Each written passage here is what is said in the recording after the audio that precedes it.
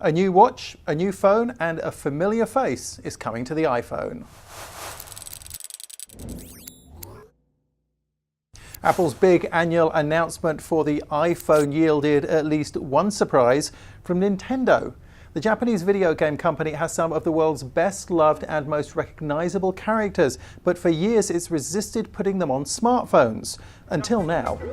With just the tap of a finger anywhere on the touch screen, you can make Mario jump. And the longer you tap, the higher he jumps. Next up is the new Apple Watch Series 2. The second generation Apple wearable is water resistant to 50 meters. So you can wear it whether you're swimming or surfing or just doing that occasional cannonball. It has a faster chip, a brighter display, and built-in GPS. And that means it'll track a run or a ride without its owner having to carry around an iPhone, and that could be a big deal if you're a sporty person. In addition to the steel and aluminium models, there's now also a version in a ceramic case. It'll be available on September 16th for $369. But the Apple Watch Series 2 is nothing but a sideshow compared to the new phones, the iPhone 7 and the iPhone 7 Plus. It's the best iPhone that we have ever created. This is iPhone 7.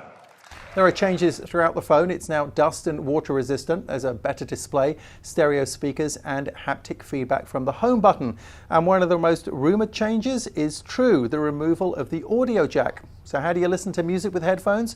Through the digital Lightning connector. Apple is throwing a pair of Lightning headphones into the box and also an adapter to the old 3.5mm audio jack. But what do you do if you want to charge up the phone while listening to music with headphones? That's not possible. So Apple has produced Bluetooth wireless headphones called AirPods, but they don't come free. They're not in the box. They're $159.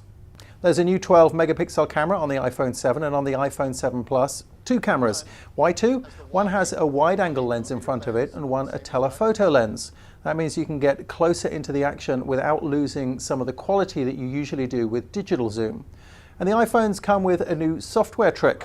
They'll attempt to figure out what in a picture is near the camera and what is further away, and the stuff in the background you'll be able to add a blur to it so it simulates the depth of field that you get with a digital SLR.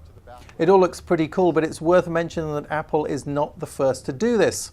HTC had two cameras and the same software trick on its M8 phone back in 2014, but it was never really followed up by any of its competitors. Of course, there's a new chip in the iPhone 7s. And there's something fairly interesting about it. It has 4 cores. 2 are dedicated to high power work, graphics processing, and the intensive use of the phone when you're doing things like running multiple apps.